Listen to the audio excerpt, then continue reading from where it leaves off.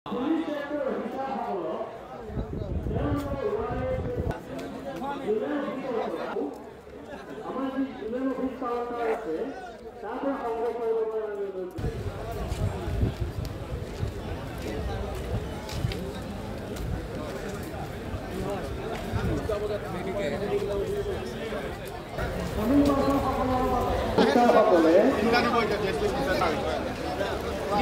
Wireless সেই wireless junior police officer কাউণ্টাৰৰ পৰা সংগ্ৰহ কৰিব পাৰিব।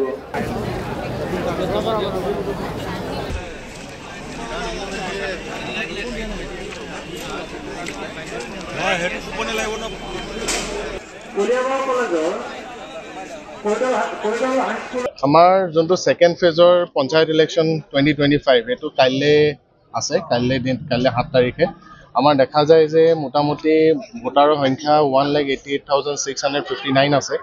তাতে ফিমেল ভোটাৰ বেছি আছে, মেল ভোটাৰ কম আছে। লগতে আমাৰ যোনখিনি প্ৰস্তুতি কৰিব লাগে, যিখিনি পোল পাৰ্টি আগতে যাব লাগে সেইখিনি P-1তে আছে এদিন আগত। তো আপোনালোকে দেখা পাব যে আমাৰ অফিচৰ কেম্পাছৰ ভিতৰতে কি ধুনীয়াকৈ মানে একদম প্ৰচেছটো ইমান সুন্দৰকৈ হৈছে যাতে কোনো অসুবিধা নাপায়। বাকী আপোনালোকে ৰিভিউটো ল'ব পাৰে, ফিডবেক ল'ব পাৰে ক'ৰবাত কিবা অসুবিধা হৈছে নেকি। এতিয়ালৈকে সম্পূৰ্ণভাৱে পোল পাৰ্টি আহি ইয়াত উপস্থিত হৈছেহি। তেখেতসকলে নিজৰ নিজৰ মেটেৰিয়েলবিলাক লৈ লৈছে আৰু এতিয়া তাৰপিছত ট্ৰান্সপৰ্ট চেলৰ থ্ৰুৱেদি তেখেতসকলে নিজৰ নিজৰ পলিং ষ্টেচনৰ পিনে তেখেতসকলে ৰাওনা হৈ যাব। কিমানটা ভোট গ্ৰহণ কেন্দ্ৰ আছে এবাৰ? আমাৰ টোটেলি ভোট গ্ৰহণ কেন্দ্ৰ 251 আছিলে, তাৰ ভিতৰত আনকণ্টেষ্টেড আছে 21টা। এইটো কাৰণে মুঠ সংখ্যা হ'ল 230টা ভোট গ্ৰহণ কেন্দ্ৰত ভোট হ'ব। আৰু কিমান পলিং প্ৰিজাইডিং বিষয়া নিয়োজিত হৈছে নিৰ্বাচনত? পলিং প্ৰিচাইডিং আমাৰ এপ্ৰক্সিমেটলি 1000 ওচৰা-ওচৰি আপোনাৰ পলিং সংখ্যা আছে, পলিং পাৰ্চনেলৰ সংখ্যা আছে। ছেক্টৰ অফিচাৰ হৈছে আপোনাৰ 22জন, জ'নেল অফিচাৰ হৈছে 7জন। আৰু আমাৰ উইমেন পলিং ষ্টেচনো আছে, মোটামুটি উইমেন পলিং ষ্টেচন 6টা উইমেন পলিং ষ্টেচন আছে। তো এতিয়ালৈকে সম্পূৰ্ণভাৱে পিচফুলি চলি আছে আৰু আশা কৰোঁ যাতে আগন্তুক দিনতো ধুনীয়াকৈ ভালদৰে যাতে আমি ইলেকশ্যনটো মডেল ভোট গ্ৰহণ কেন্দ্ৰ থাকিব নেকি এইবাৰ?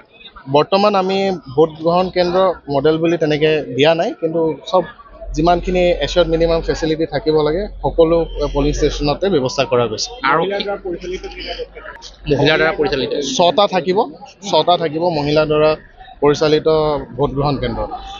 আৰু কি প্ৰশাসনৰ লোক সষ্টম হৈ আছে? একদম সষ্টম হৈ আছে।